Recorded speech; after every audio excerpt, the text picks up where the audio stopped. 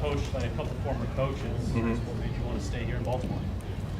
Yeah, I mean, Baltimore just feels like home for me as far as football goes. I've like so much familiarity with everyone in the building. It's been a great fit for me football-wise too. So, I obviously appreciated the interest and have a ton of respect for those guys. But my heart was here, and it's made a ton of sense for me to stay. We were just talking to John about this, but the start of your career, I mean, you missed basically 3 of your first 4 years, or big portions of them.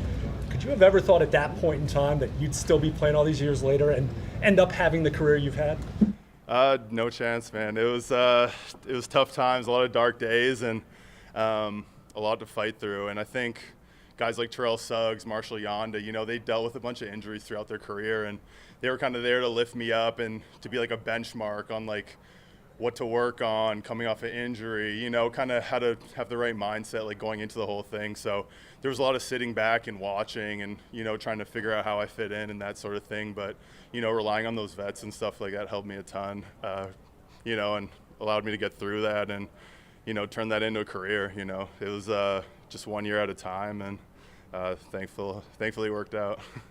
You've now been an NFL survivor by the definition I used. You've been in the NFL for a long time, playing on the fringe of the roster, a lot of that, and obviously been on the handshake crew for now several years.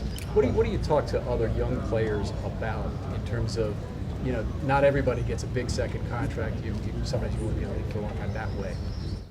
Yeah, for sure. I mean, just being in the league is a privilege, man. Like every single day, you just got to relish it because you see so many guys in and out, and just even looking at my class now, it's, nobody's still around. So just finding your own role, just appreciating it. Like as I get older, I've started to be able to take a seat back and really just appreciate like how thankful I am to be here. When you're young, you're like noses on the grindstone, you're just like hustling every day, you're stressed out, all this stuff. And now I feel like I can kind of be at a luxury to sit back and just really appreciate things each and every day. And I think that's kind of helped me like, continue to play well in this, later stretch of my career.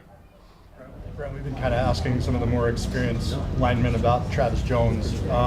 You've gotten to see him grow. I mean, to your mind, what specific thing has to happen for him to go from the good player we saw last year to maybe something more than that?